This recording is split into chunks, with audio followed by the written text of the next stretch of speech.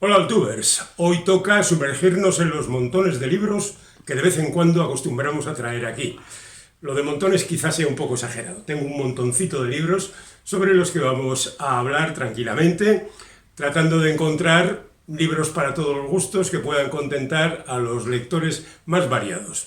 Y por empezar, ya que empezamos con montoncitos pequeños, vamos a empezar por el más escueto de estos libros, que no es otro que El oficio de ser extranjero, de Roger Bartra, que es un ensayista mexicano que tiene varios libros publicados y que en esta ocasión ha decidido meterse en los viajes, porque el subtítulo de este libro es Reflexiones sobre el viajar. Y puesto que no soy muy viajero, he dicho, pues voy a enfrentarme a esto del viaje que tiene tan buena presencia últimamente en la mente de prácticamente todos los seres humanos, que lo que quieren es viajar, recorrer el mundo, conocer otras culturas, alimentarse con otras cosas, etcétera, etcétera. Lo curioso del caso es que Roger Bartra empieza su libro hablando de cómo hay gente que no quiere viajar. Y también habla de los viajes que son impuestos, pues la emigración, por ejemplo, y todo eso en el prólogo. Y uno dice, vale, este es el prólogo, no pasa nada. Pero la sorpresa es que cuando empieza, digamos, la materia en sí, empieza con el libro del desasosiego de Pessoa, donde este buen hombre viene a decir que ¿para qué te vas a ir a ningún sitio si al fin y al cabo te tienes que llevar contigo, ¿no? Pues esto básicamente es lo que empieza este libro, pero luego ya se va por otros derroteros, va recorriendo el mundo. No es un libro de viajes en el sentido de, oh, qué bonito es esto, o esta cultura que aporta a mis conocimientos, sino que es más bien el sentimiento de viajar.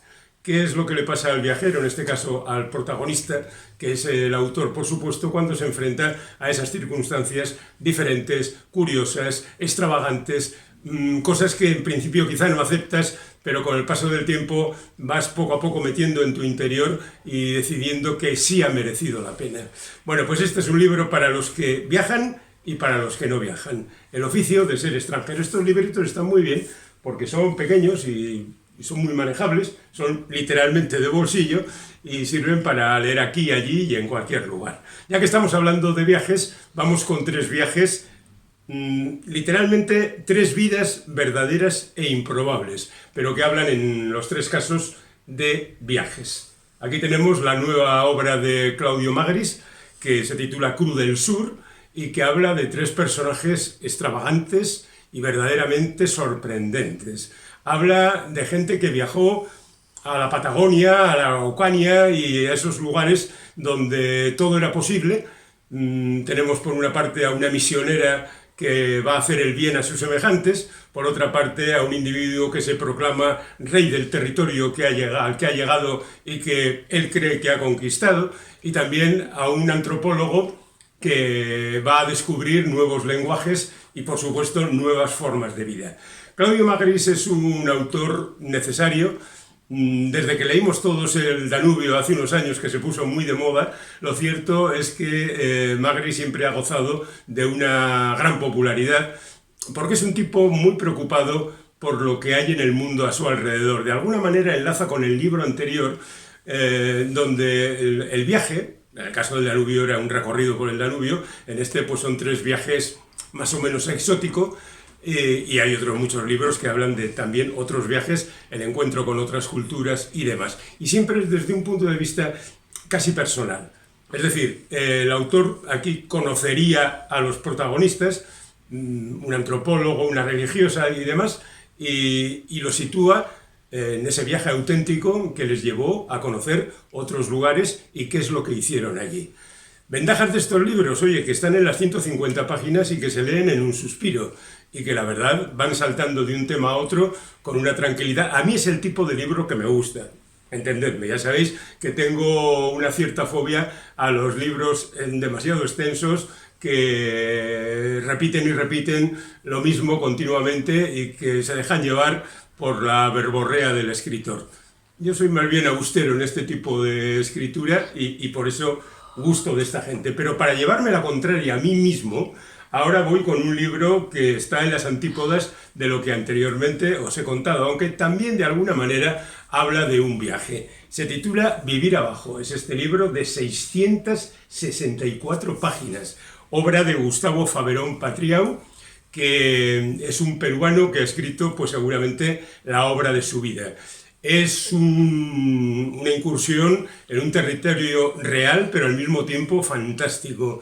Un tipo que no voy a contar demasiado porque es una novela misteriosa y no conviene destripar las historias misteriosas. Alguien que conoce a una chica, que tiene una casa donde encuentra a un inquilino que no sabe muy bien qué es, que a partir de ahí se va sumergiendo en un territorio fantasmagórico, que comete algún delito que otro, que no especificaremos, y que poco a poco la cosa se va liando hasta extremos verdaderamente sorprendentes. Es uno de esos libros que está escrito a borbotones y al mismo tiempo parece muy controlado lo que se está contando. Es decir, es exuberante la narración, pero al mismo tiempo contenida. Ya sé que parece un contrasentido, pero no lo es. Y el único pero que podríamos ponerle, pero se lo pongo yo, que ya he dicho que soy un poco reacio a enfrentarme a libros excesivos en su paginación, es que tiene 664 páginas, y que son muchas páginas.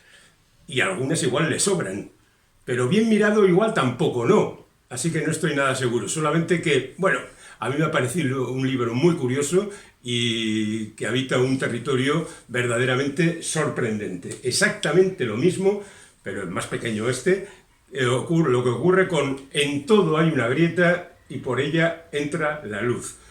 La última obra de Patricio Prón, que es un señor que sabe poner unos títulos increíbles a sus novelas. La naturaleza secreta de las cosas de este mundo sería uno de esos títulos. El mundo sin las personas que lo afean y lo arruinan es otro. La vida interior de las plantas de interior es otro. Y la verdad es que los títulos son verdaderamente atractivos, es decir, quiero leer ese libro. Pero además el contenido también suele ser muy atractivo y muy arrebatador. ¿Qué es lo que se cuenta? Pues algo muy parecido a lo... Tampoco querría relacionar demasiado los dos libros, pero yo los he leído dentro del mismo espíritu. Es decir, aquí se habla de un individuo, el protagonista, el propio Patricio Prón, que va a escribir la historia de un determinado individuo, esto es muy tópico dentro de la literatura, y empieza a acumular datos sobre el individuo en cuestión. Y esa parte de la novela es verdaderamente fascinante. A una velocidad de vértigo, como si fuera un tren bala, el autor nos va contando la historia de este tipo a través de frases que van enlazando unas con otras de una manera implacable y que te va llevando de forma verdaderamente sorprendente, ¿no? Bueno, pues luego además hay otras muchas liadas a lo largo de este libro que se salen de esa búsqueda del personaje y de la historia de crear al fin la biografía del personaje. Yo debo reconocer que leer a Prón es siempre una satisfacción por su prosa arborescente, podríamos decir, de vegetación verdaderamente amplia, de disfrute de las palabras, de enlazar una frase con la otra y ser todas perfectas. Quizá puede ser un poco repetitivo, es por buscarle algún defecto, pero la verdad es que tampoco merece la pena. Y ya que estamos de viajes y demás, vamos ahora con un viaje que en realidad es la historia de una catástrofe real también. El libro es de Jesús Gallego y se titula Náufragos del cielo y cuenta la verdadera historia del vuelo de Avianca 011 que en 1973 se estrelló en las proximidades del aeropuerto de Barajas en un vuelo que partía de París y iba luego hacia América. Y lo cierto es que es un caso que quizá hemos olvidado, pero que está ahí y que el bueno de Jesús Gallego ha recuperado y lo ha convertido en una novela. Y es aquí donde podríamos discutir si a un libro documento que narra justamente una historia real le viene bien la traslación a novela. En algunos casos sí, en otros no tanto. El propio autor reconoce que aquí ha incluido los testimonios y palabras de gente relacionada con aquel accidente en el que murieron prácticamente toda la tripulación y todo el pasaje, se salvaron 9 personas, me parece, y que al mismo tiempo ha hecho que algunos otros personajes adopten posturas de otros que no son exactamente ellos, que ha creado algunos personajes totalmente inventados.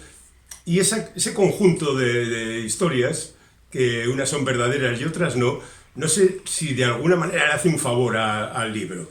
Yo lo he leído, no lo he terminado todavía, pero lo estoy leyendo y me parece que está muy bien llevado, pero me queda ese puntito de no saber muy bien si es lícito hacerlo o no. Así, por ejemplo, en este libro me parece que todo es lícito porque la autora lo que hace es contarnos su propia experiencia. El libro se titula Oxígeno, su autora es Marta Jiménez Serrano y lo que nos cuenta fue un episodio que ella sufrió y que fue que se quedó sin oxígeno, literalmente, por un defecto en la caldera de calefacción que fue echando elementos tóxicos al ambiente, de manera que ella fue perdiendo el conocimiento, acabó cayendo, se golpeó la cabeza, se hizo una brecha monumental y salió con vida de la experiencia casi de milagro. Y eso es lo que nos cuenta la autora a través de una serie de reflexiones y de la narración de lo que ocurrió, por supuesto, y de una serie de elementos que van desde las noticias sobre gente muerta por los efluvios de un brasero o por diversas fugas de gas de elementos domésticos, y hasta las reflexiones de la propia autora y protagonista de la novela en el momento de haber sufrido el accidente o después de haber sufrido el accidente y ver lo que le rodea y lo que ocurre. La verdad es que está contada con una precisión verdaderamente quirúrgica, tratando de despojarla de cualquier tipo de análisis sensiblero y demás. Simplemente nos cuenta lo que ocurrió, cómo ocurrió y lo que podía haber ocurrido. Afortunadamente no fue así, y la salida del trance y lo que eso significó para su vida personal y para el desarrollo incluso de su profesión. En fin, Oxígeno se titula este libro. Nos vamos directamente ya a la ficción, dejando los asuntos del realismo más auténtico, para hablar de Esther García Llobet, que es una autora que tiene gracia, digámoslo directamente. Quizá una gracia un poco vasta, un poco grosera en ocasiones, pero la verdad es que sus novelas tienen gracia y que cuentan historias abracadabrantes de personajes exóticos y un tanto locos.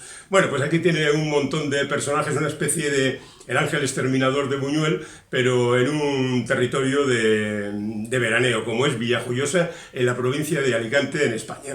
Y aquí tiene una serie de personajes extravagantes, locos, salidos de madre, que se ven metidos en ese territorio del que no pueden salir y van haciendo cosas absolutamente demenciales. Unas cosas tienen más gracias que otras, porque lo cierto es que la novela es una sucesión de episodios que a veces no tienen demasiada relación entre sí. Y esto es extensivo a toda la obra de Esther, que ha compuesto ya una obra maciza, como muy densa, en materia de ir retratando a personajes que en principio nos resultan extraños, pero con el tiempo acabamos no solo tomándoles cariño, sino apreciándolos. He aquí un libro verdaderamente curioso. Yo, que nunca supe de los hombres, es un libro de una autora llamada Jacqueline Harman, que murió hace ya 14 años y que publicó este libro en 1995. Es una autora para mí desconocida y supongo que para muchos de vosotros, pero aquí tiene la que podría ser su novela más característica. Es una novela de ciencia ficción, pero es una novela de ciencia ficción muy poco hard, muy poco científica. Cuenta la historia de un grupo de mujeres que están encerradas en una especie de cárcel vigilada por unos carceleros con los que no tienen relación alguna y que las vigilan y que impiden que hagan algunas cosas, y están allí, no saben por qué, no tienen memoria, no saben exactamente qué es lo que está ocurriendo fuera de esa cárcel y en consecuencia van haciéndose a la idea de que van a tener que estar así mucho tiempo. Hasta que un día de repente algo pasa y los guardianes desaparecen y ellas consiguen salir de la cárcel. Esto ocurre casi al principio de la novela, no estoy destripando nada. Y entonces se enfrentan al vacío exterior, a qué diablos pasa ahí fuera. No ven nada, están en una especie de desierto, tendrán que sobrevivir tendrán que ir en alguna dirección pero no saben en cuál, tendrán que coger alimentos para que el viaje pueda ser realizado porque si no, a ver cómo llegan a donde sea y a partir de ahí ya no diré más, la historia sigue adelante, pero como veis es una historia muy metafórica acerca del ser humano en circunstancias extremas, sobre la vigilancia y el poder ejercido por unos sobre otras y también por la posibilidad de que la libertad llegue algún día, aunque la cosa está difícil. Nos vamos ahora con otro libro de autor desaparecido, se llamó Ken Greenhall y en realidad publicó este libro titulado Elizabeth, que se lee mal, pero bueno, con el nombre de Jessica Hamilton, que es el nombre de soltera de su madre. Este hombre ha estado siempre relacionado con enciclopedias, con el mundo editorial, pero el mundo de las enciclopedias, y un buen día decidió que quería escribir una novela y escribió Elizabeth. Y la publicó con nombre femenino, luego publicó otras 4 novelas y su historia se ha perdido, siendo esta su novela más representativa. Este hombre murió en 2014 y bueno, ahora recuperada está Elizabeth, que es una historia perversa sobre una niña, una adolescente de 14 años, que empieza a hacer cosas muy raras y que podría ser una bruja, o podría ser un demonio, o podría ser casi cualquier cosa, pero da bastante miedo. La verdad es que la narración es muy templada, en el sentido de que el autor apenas se hace presente y es Elizabeth quien va contando qué es lo que va ocurriendo. Y entonces vamos poco a poco metiéndonos en este mundo y temblando un poquito. Y para final, pues 2 novelas ya de puro escape y vicio y entretenimiento sin más.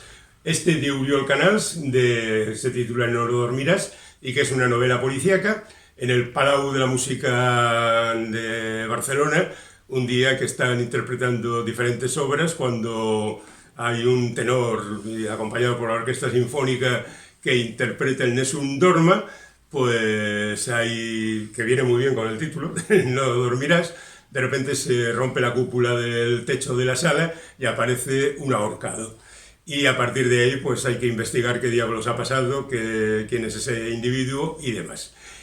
La historia es bastante convencional, los personajes también. Una sargento de los Mossos d'Esquadra tiene que investigar, acompañada de 2 cabos también peculiares y con otros personajes que más o menos son descritos con un par de trazos rápidamente. El juez por aquí, el director del Palau, la directora del Palau, el jefe técnico, etcétera, etcétera, y una serie de investigaciones más o menos convencionales. Se lee bien, tampoco mata, pero bueno, sin más. Un problema, de repente el segundo capítulo crea una subtrama que será abordada mucho más tiempo después, muchas páginas después. Este tipo de cosas que al lector desconciertan un poquito deberían ser un poco más cuidadas. Y como final tenemos la serie Jane Austen investiga, una fortuna fatal, de Jessica Bull. Sí, últimamente absolutamente todos los escritores pueden acabar investigando algo, aunque su trayectoria literaria no tenga nada que ver con la investigación. Y a Jane Austen le ha tocado, en esta ocasión, investigar diferentes cuestiones. Por ejemplo, en esta novela lo que hace es investigar un asunto relacionado con su hermano que tiene una herencia por allí, pero que hay alguien que quiere quitársela. En definitiva, se trata de una serie de andanzas bien llevadas, entretenidas, contadas con más o menos gracia y que entraría dentro de eso que se llama el cozy crime, el crimen doméstico que ahora se lleva tanto, que gusta tanto y que seguramente tiene en Jane Austen una protagonista verdaderamente excepcional. Que os guste algo de lo que os he contado.